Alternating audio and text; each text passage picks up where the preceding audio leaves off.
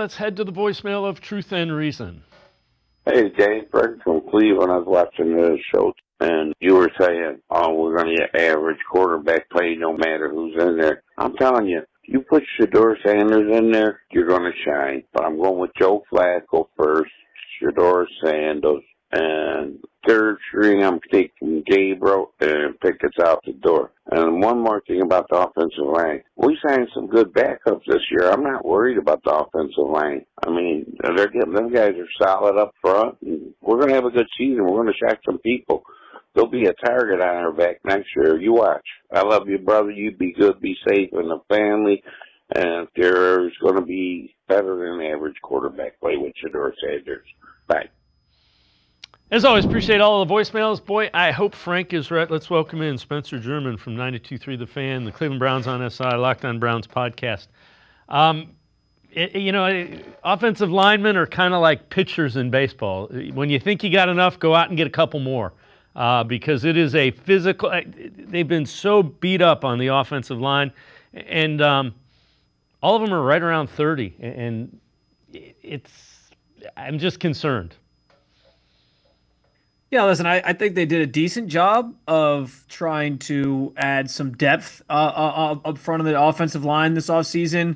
I'm really excited, actually, about Cornelius Lucas, just from a standpoint of from all indications, and going back and watching some of his games last year with Washington, from reading some of the numbers on PFF, and I do think PFF, if you're going to use it for anything, I think offensive line grades is one of the better things that they sort of offer, because it's a hard position to grade unless you really are like an offensive line guru. And he had some good numbers last year at PFF. Like, I think he's a really good option as a swing tackle.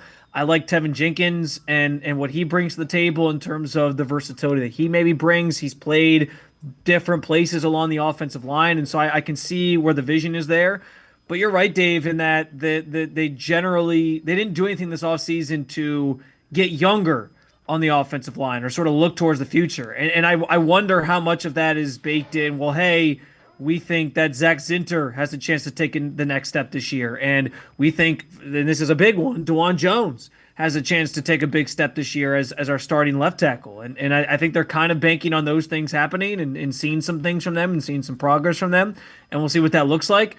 But yeah, this is a group that does seem, entering 2025, to still be a little bit more fragile. It's a position group that's had a ton of injuries with this franchise the last couple of years. And so, yeah, one piece or part sort of getting injured, or, you lose a guy for a game or two, and, it's kind of a house of cards in that regard, where we don't know what you're kind of getting behind some of these guys. So it'll be interesting to see how that all sort of plays out, what happens during the regular season. It'll also be interesting to see, if Joe Batoni retires at the end of the year, how much they're prioritizing the offensive line next year, because I do think it will be, aside from maybe quarterback, depending on what happens with these guys that are on the team right now, the two rookies in particular, that might be priority number one, but I think offensive line will probably be priority number two. Yeah, and I'm with you. I like Zinter a lot, but again, playing inside in the NFL on the line, coming off a broken leg, there's a lot going against him. I don't think they ever thought he was going to have to play in week 3 or 4.